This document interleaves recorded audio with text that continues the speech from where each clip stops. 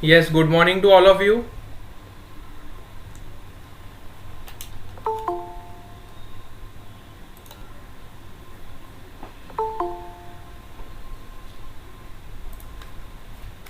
First, we will take your attendance.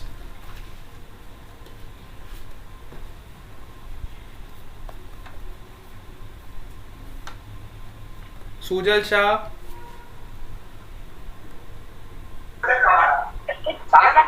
Present, sir. Veda Dimmar, Present, sir. Monish Malik, Present, sir. Rana Henil,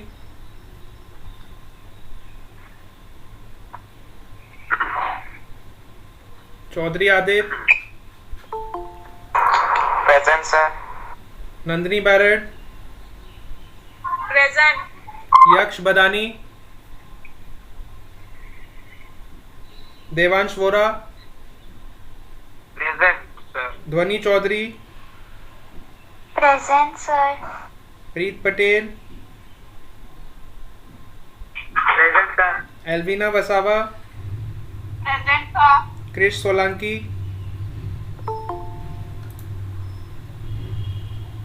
Tewang Zalavadia, Present. Dev Balodia, Vishesh Patel, Prerak Tailor, Present, sir. Present, sir. Raunik Gamit, Vijay Patel, Naiti Chaudhary, Parva Chaudhary, Present, sir. Prince Rathod, Present, sir. Gaurav Atani, Jiya Patel, Sir. Tanvi Chaudhary, Present, sir. Vansh Patel, Harsh Patel, Nidiksha Pandya, Present, sir. Hussain Pathan, Vraj Gamit, Justin Gamit, Priyanshu Jariwala, Present, Priyanshu Jariwala, present. Okay, Gamit Hetvi, Present. Daksh Chaudhary, Present, sir. Tanvi Parmar,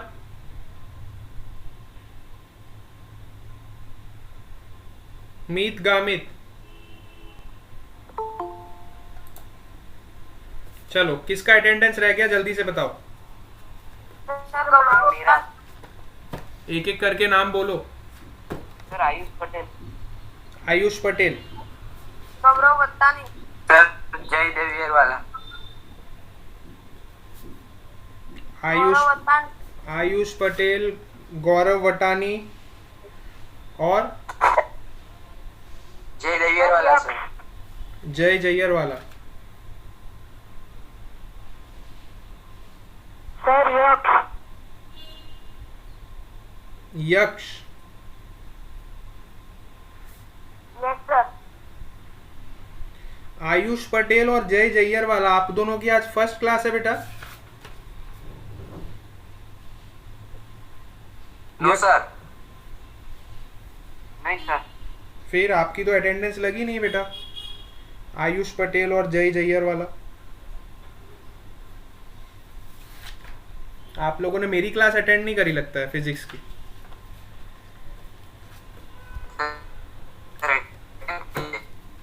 करी है sir परवा चौधरी, परवा चौधरी, हाँ परवा चौधरी की हो गई attendance. नैति Chaudhary आ गई, नैति चौधरी, अच्छा message डाले हुए हैं सबने। गौरव वटानी, यक्ष पटेल, प्रीत Patel,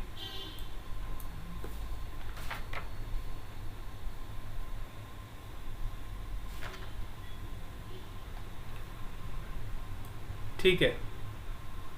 Aditya Chaudhary, Daksh Chaudhary, Hussain Pathan, Gamit Hetvi, Elvina Vasava, Vishesh Patel, Sujal Shah, Jiya Patel, Veda Dhimmar, Devansh Vora. I hope so सबकी अटेंडेंस हो चुकी है अब। चलो, सो लास्ट क्लास में हम क्या पढ़ सर रहे मेरी थे? की किसकी? कौन है ये? प्रिंस। प्रिंस राठौड़।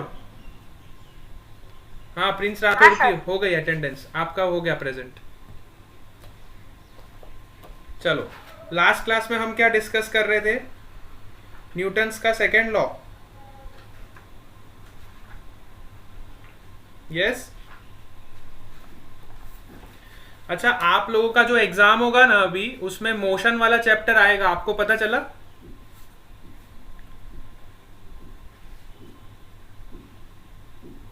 आप सबसे पूछ रहा हूं मैं, आप लोगों का भी एक टेस्ट होने वाला है, उसमें आपका मोशन चैप्टर आएगा। तो मोशन चैप्टर आप लोग प्रिपेयर करके रखना। मोशन हमने पूरा कवर कर लिया है ना? मोशन वाला चैप्टर आप लोग पूरा प्रिपेयर करके रखना अच्छे से, और जो भी मैंने पढ़ाया है उसी को अच्छे से रिवाइज करना है। बाहर से कुछ भी नहीं आएगा, जितना आपको पढ़ाया गया उसको अच्छे से रिविजन कर लेना, है ना? प्रैक्टिस कर लेना थोड़ी। चलो, तो लास्ट क्लास में हम डिस्कस कर रहे थे न्यूटन्स का सेकेंड लॉ। सो न्यूटन सेकेंड लॉ कौन बताएगा? यस, न्यूटन का सेकेंड लॉ क्या होता है बताओ, किसी को पता है? लास्ट क्लास में मैंने आपको बताया था। Sir F is equal to ma। Very good, F is equal to ma। लेकिन वो F इक्वल टू ma आया कैसे था, ये पता चला आपको? F equal to ma is very good, right answer. If you want to answer in one line Newton second law, then you can say F is equal to ma। Very good. But F equal to ma निकालने के लिए हमने क्या किया था? Newton's के second law का statement क्या है? न्यूटन्स का सेकेंड लॉ ये बोलता है कि force produced by any external unbalanced force on a body, it is directly proportional to rate of change of momentum. It is directly proportional to rate of change of momentum. अब momentum क्या होता है, मैंने आपको last class में बताया था। What is momentum?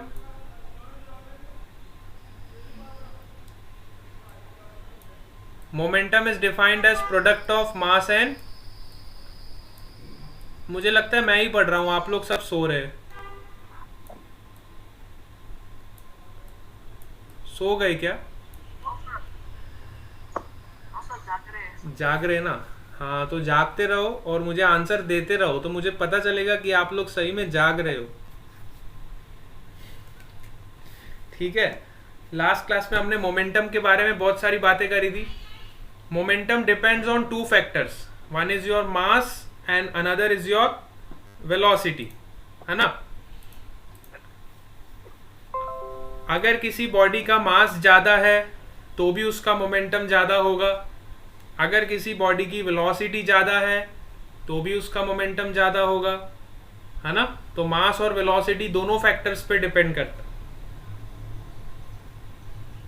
तो न्यूटन्स का सेकेंड लॉ क्या था कि any external force is directly proportional to any external unbalanced force is directly proportional to rate of change of momentum. तो rate of change of momentum क्या होता है? Suppose आपकी कोई बॉडी है और इसका मास m है और इनिशियली ये मूव कर रही है, सपोज करो u वेलोसिटीज। अब जैसे इस पे कोई एक्सटर्नल फोर्स लगता है तो इसकी वेलोसिटी चेंज हो जाती है और फाइनली ये मूव करने लगती है v वेलोसिटीज। फाइनली कौन सी वेलोसिटी से मूव करने लगती है? v velocity. तो what is the change in momentum, है ना? Very good. What is the change in momentum?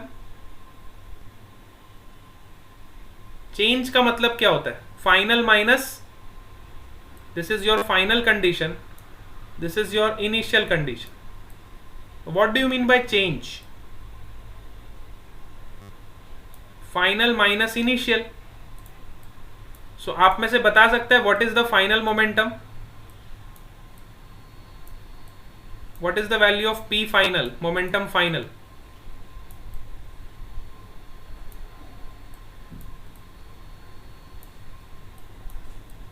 M into final velocity is V. What is your initial momentum?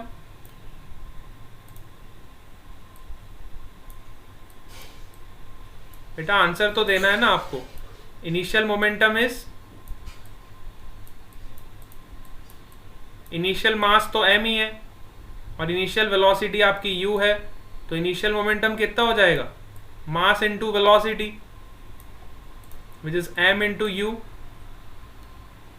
Yes or no?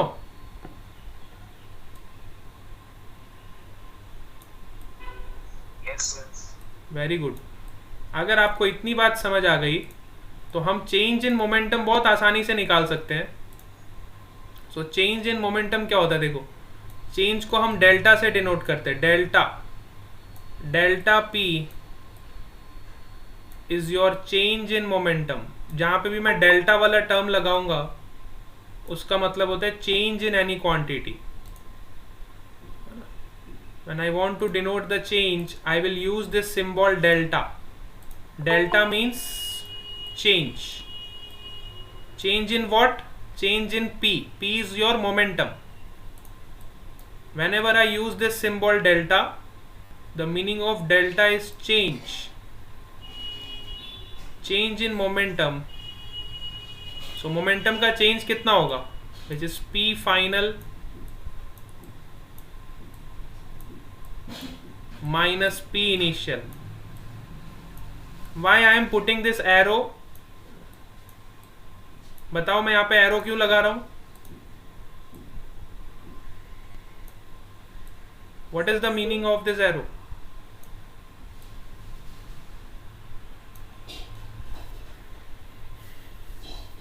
Yes?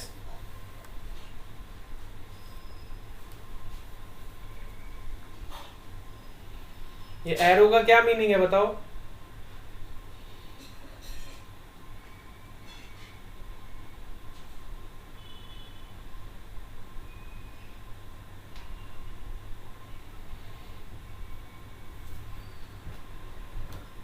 अरे क्या हो गया भाई?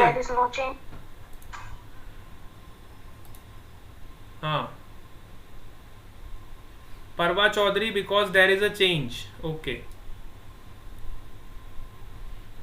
आप लोग बीच बीच में बोलना क्यों छोड़ देते हो? मेरे को समझ नहीं आता. जब मैं आपसे कुछ पूछता हूं तो आपको आंसर देना है. अगर आप नहीं बोलोगे तो मुझे कैसे पता चलेगा? Tanvi Parmar has also joined the meeting.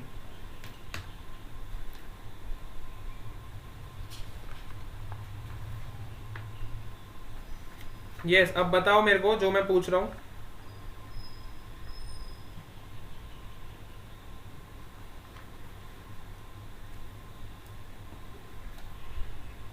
अरे सबको आवाज तो आ रही है ना मेरी? Yes sir. हाँ, तो जो मैं पूछ रहा हूँ वो आपको समझ आ रहा है कि मैं आपसे क्या पूछ रहा हूँ? मैं आपसे ये पूछ रहा हूँ कि मैं इस क्वांटिटी के ऊपर, ये जो मैंने मोमेंटम शो किया है, इस मोमेंटम के ऊपर मैं ऐसे एरो क्यों लगा रहा हूँ? मुझे मजा आ रहा है ड्राइंग करने में.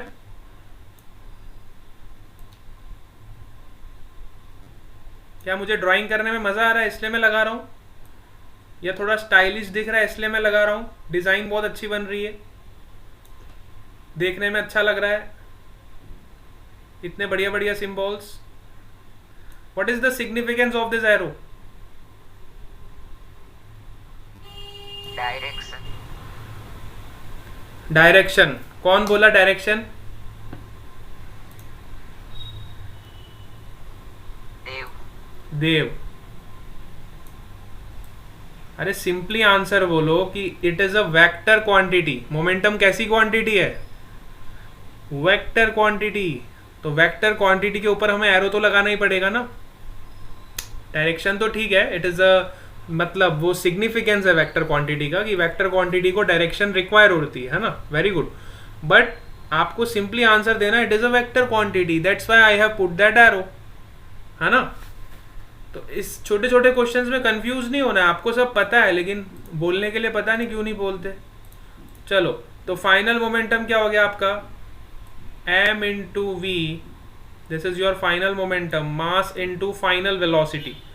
अब मैंने मास के ऊपर एरो नहीं लगाया, लेकिन मैं वेलोसिटी के ऊपर एरो लगाऊंगा, because velocity is a vector quantity, minus final momentum minus initial momentum m into u. Again I will put arrow on u, so this will be your change in momentum, which is delta p. Again I will put arrow on p because it is a vector quantity. So vector और scalar अब आपको पता चल गया होना चाहिए, हमने motion में बहुत डिटेल में पढ़ा इसको, वेक्टर और स्केलर क्या होता है, ठीक है। इसलिए आपको मोशन चैप्टर पढ़ाया जाता है ताकि मोशन में आपके बेसिक जो फंडे हैं वो क्लियर हो जाते हैं। मोशन चैप्टर जिसने बहुत अच्छे से पढ़ा है, मतलब मैंने काफ़ी टाइम लेके आपको वो चैप्टर पढ़ाया है, तो इसलिए वो इतना टाइम हमने इसलिए लिया उस चैप्टर पे ताकि आपको एक एक चीज़ समझ आए उसकी, और वो चीज़ अगर आपको समझ आएगी तो force and laws of motion को समझने में आपको बहुत आसानी रहेगी, ठीक है। अब वेक्टर स्केलर आपको नहीं पता होगा तो यहाँ पे आपको पता ही नहीं चलेगा आपको एरो किस पे लगाना है, किस पे एरो नहीं लगाना है। चलो, तो ये आपका चेंज इन मोमेंटम हो गया। अभी rate of change of momentum क्या होता है, what do you mean by rate of change of momentum, what is rate of change of momentum?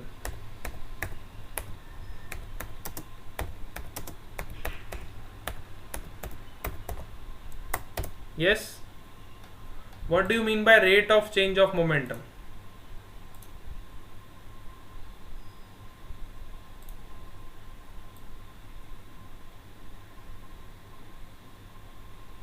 Rate वाला टर्म जहां भी आ जाए, जैसे कि मैंने आपको बोला what is the rate of change of velocity, तो आप क्या करते थे,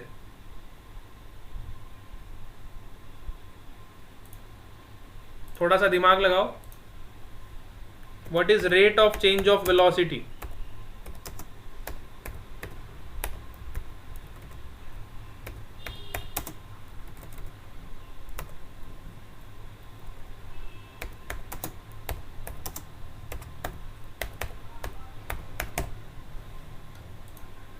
What is rate of change of displacement?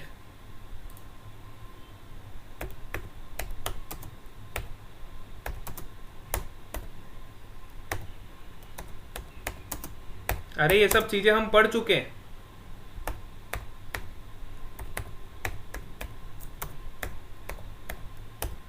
What is rate of change of displacement?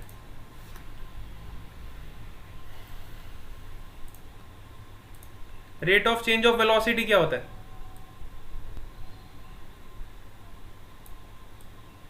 देखो ये तीनों पैरामीटर्स जो मैंने आपको बताया सब में एक कॉमन टर्म आ रहा है, that is your rate. In all the three parameters there is one common term which is your rate. What is the meaning of this rate?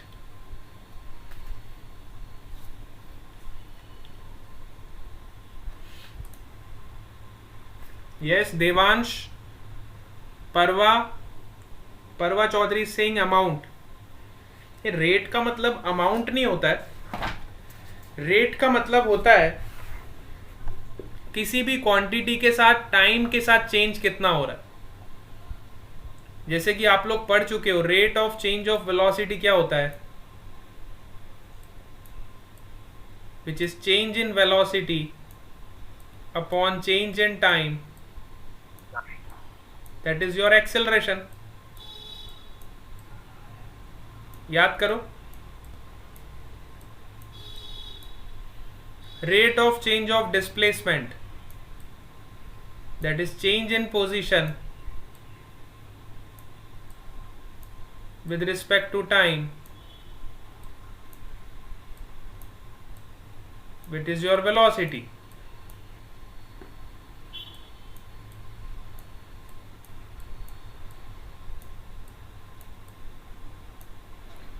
rate of change of momentum, which means change in momentum with respect to time, that is your rate of change of momentum. Now you are getting this? जहां जहां पे rate आता है मतलब वहां पे हम उस पैरामीटर को टाइम के रिस्पेक्ट में देखते हैं. जहां जहां पे रेट आता है मतलब वहां पे हम उस पैरामीटर को टाइम के रिस्पेक्ट में देखते हैं. जहां जहां पे रेट आता है मतलब वहां पे हम उस पैरामीटर को टाइम के रिस्पेक्ट में देखते हैं, with respect to time. So this is your velocity, this is your acceleration, and जब आप del p upon del t करोगे तो देखो आपको क्या मिलेगा. Let us try to find out what we will get by dividing these two parameters. So बहुत ध्यान से देखो, हमें डेल्टा p की वैल्यू कितनी मिली, m into v minus m into u. So I am writing this value, delta p is equal to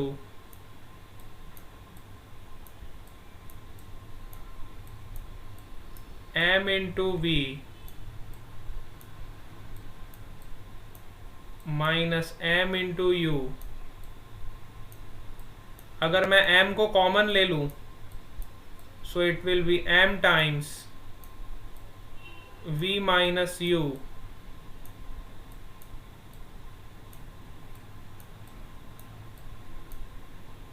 this is your delta p. Now what if I find delta p upon delta t?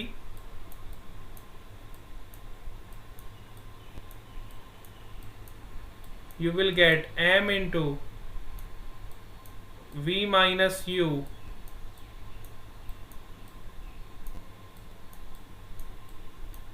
upon delta t,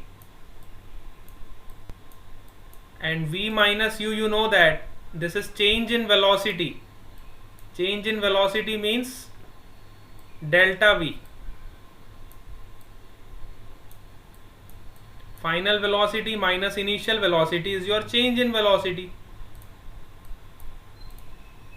If you substitute here, you will get m into delta v upon delta t. And what is delta v upon delta t? Yes? What is this quantity? Acceleration. Very good. So this will be your acceleration. So I can say that rate of change of momentum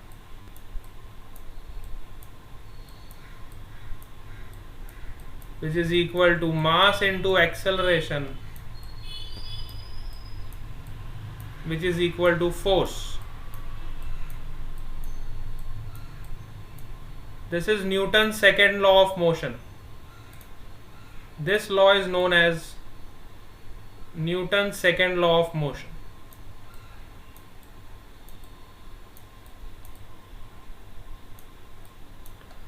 This law is known as Newton's second law of motion.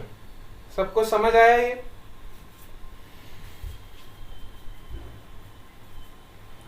चलो, तो Newton second law of motion को ऐसे define करते हैं. Now I am writing the statement of Newton second law. अब आपको formula पता चल गया तो you can frame the statement. It states that the change in momentum per unit time, or you can say the rate of change of momentum. Newton's second law states that the rate of change of momentum, बहुत important है ये, exam में पूछते हैं. the rate of change of momentum is directly proportional to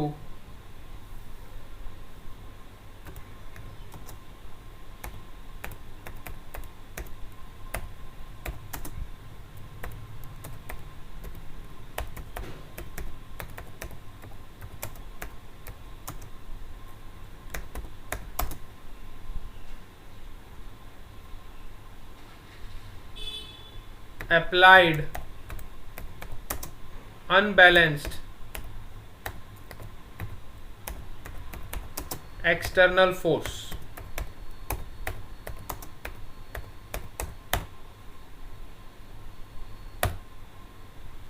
The rate of change of momentum is directly proportional to the applied unbalanced external force. अब देखो, मुझे statement को अगर शॉर्ट फॉर्म में कन्वर्ट करना है तो मैं क्या करूँगा? Rate of change of momentum which means delta P upon delta T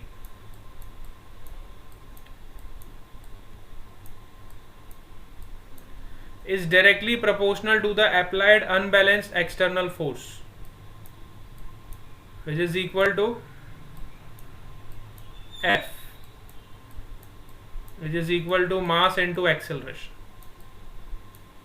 ठीक है, तो जो इक्वेशन मैंने यहाँ पे लिखी है उसी इक्वेशन को मैंने स्टेटमेंट में कन्वर्ट कर दिया. Rate of change of momentum is directly proportional to the applied unbalanced external force, which is equal to mass into acceleration. This is the statement of Newton's second law. तो ये हमने derivation कर लिया पूरा second law का.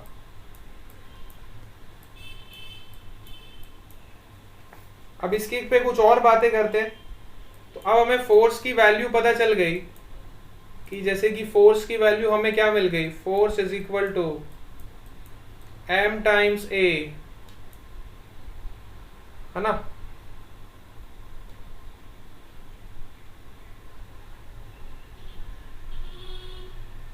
और you can simply say that force is proportional to ma. If you remove this proportionality constant, you will get k times ma. अब यहाँ पे m की वैल्यू को 1 रखोगे, a की वैल्यू को 1 रखोगे, f की वैल्यू को भी 1 रखोगे, तो आपको k की वैल्यू क्या मिल जाएगी? 1. इसलिए हम लिखते हैं force equal to mass into acceleration. ठीक है.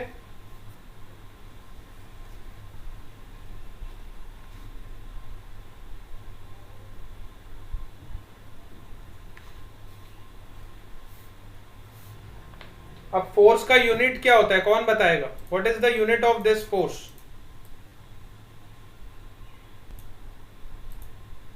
Yes, what is the unit of this force? Devansh, Dev, Elvina, ध्वनि,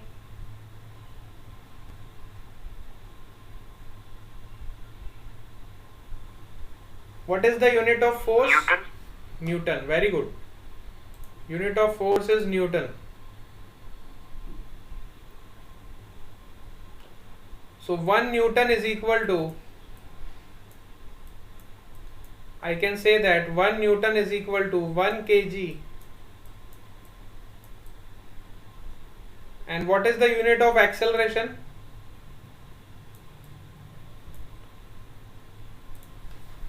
एक्सेलरेशन की क्या यूनिट होती है?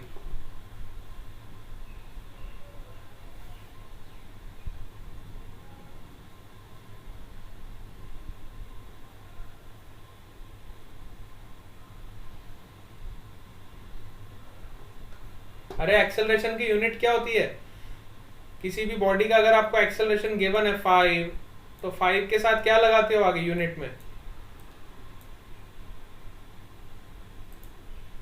आज पक्का सो गए, मुझे ऐसा लग रहा है सब. मीटर पर सेकेंड. मीटर पर सेकेंड तो वेलोसिटी का यूनिट है. एक्सेलरेशन का यूनिट क्या होता है? मीटर पर सेकेंड स्क्वायर. वेलोसिटी का यूनिट क्या होता है? मीटर पर सेकेंड. डिस्प्लेसमेंट का यूनिट क्या होता है? मीटर. मीटर, मीटर पर सेकेंड, मीटर पर सेकेंड स्क्वायर.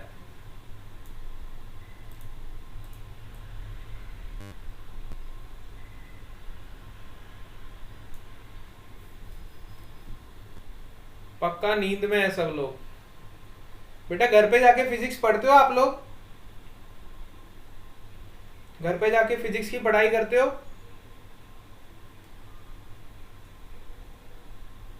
कितने बच्चे हैं जो घर पे जाके सीरियसली फिजिक्स को पढ़ते हैं या होमवर्क सॉल्व करते हैं? How many of you?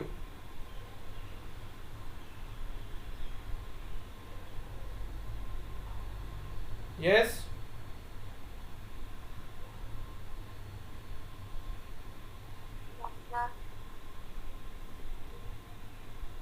Gaurav Vatani, Yes, sir. Physics पढ़ते हो घर पे? Yes, sir.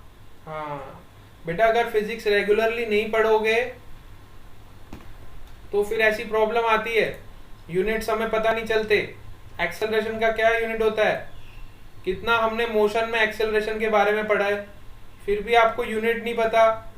घर पे जाके फिजिक्स की बुक आप बिल्कुल नहीं खोल रहे हो। So 1 Newton is defined as 1 kg into meter per second square. This is the SI unit of force. This is the SI unit of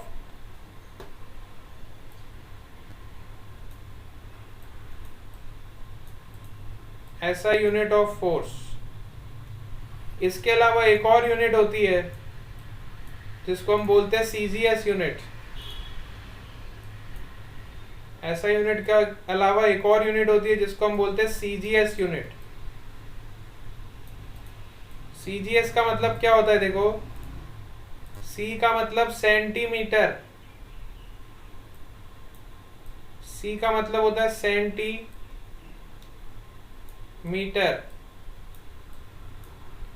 G का मतलब होता है ग्राम,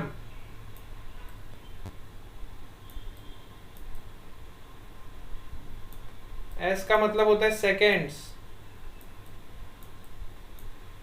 centigram seconds. So when you convert this kg force into grams, तो बताओ 1 kg में कितने grams होते हैं? How many grams are there in 1 kg?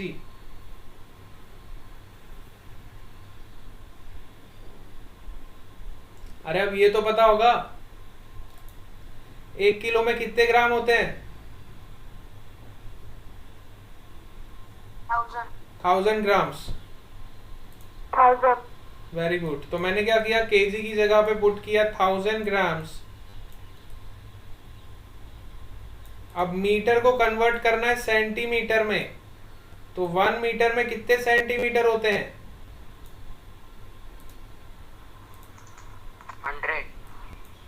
100 into 100 centimetre, और टाइम तो सेकंड में ही है तो उसको सेकंड में ही रहने दोगे, अपॉन सेकंड स्क्वायर। सो यहाँ पे आपको नया यूनिट मिल गया फोर्स का, दैट इज 10 की पावर 5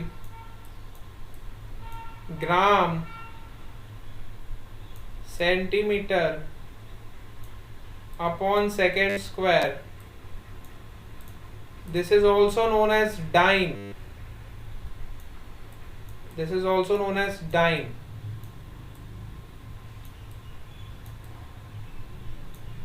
So dyne एक अलग यूनिट है जिसमें हम फोर्स को मेजर करते हैं। तो फोर्स की 2 यूनिट्स आपको पता चल गई, एक तो हो गई न्यूटन, मैं आपको ऐसे बोलूंगा 1 न्यूटन का फोर्स लग रहा है, 2 न्यूटन का फोर्स लग रहा है, 10 न्यूटन का फोर्स लग रहा है। अगर मैं ऐसा बोलूं, सपोज करो 1 डाइन का फोर्स लग रहा है, तो कौन बड़ा हुआ, डाइन बड़ा हुआ कि न्यूटन बड़ा हुआ?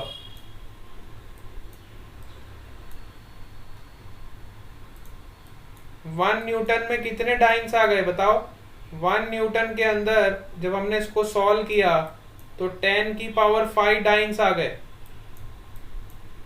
1 न्यूटन में कितने डाइन्स है? 1 न्यूटन में 10 की पावर 5 डाइन्स है। तो कौन सा यूनिट बड़ा हुआ, डाइन्स बड़ा हुआ कि न्यूटन बड़ा हुआ? Which is larger of the two? Newton. Newton बड़ा हुआ है ना, वेरी गुड। तो अगर मैं पूछूं एक डाइन में, वन डाइन में कितने न्यूटन फोर्स होगा, तो क्या आप निकाल सकते हो?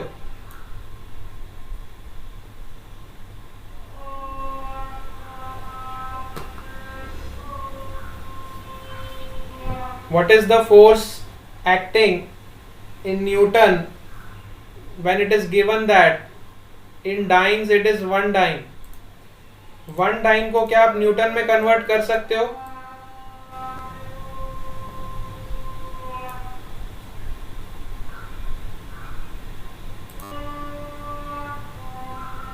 Yes. One dyne is equal to how many newtons?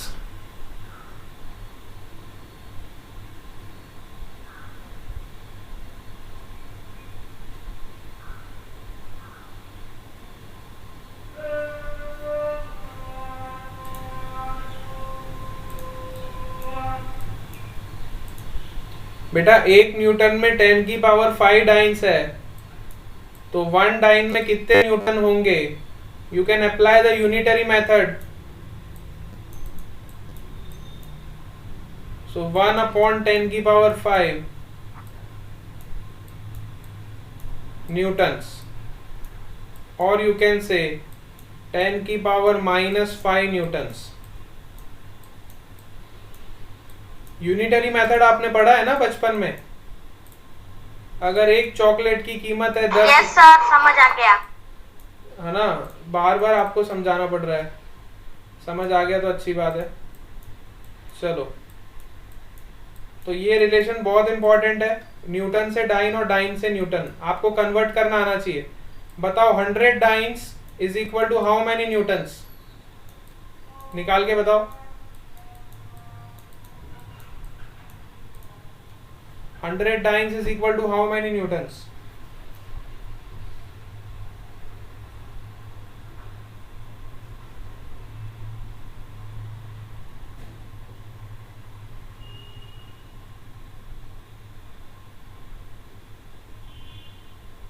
सबको निकालना है आंसर।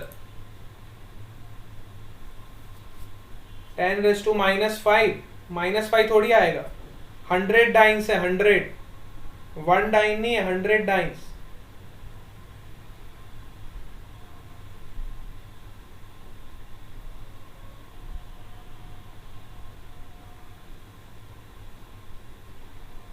हंड्रेड डाइन्स में कितने न्यूटन होंगे?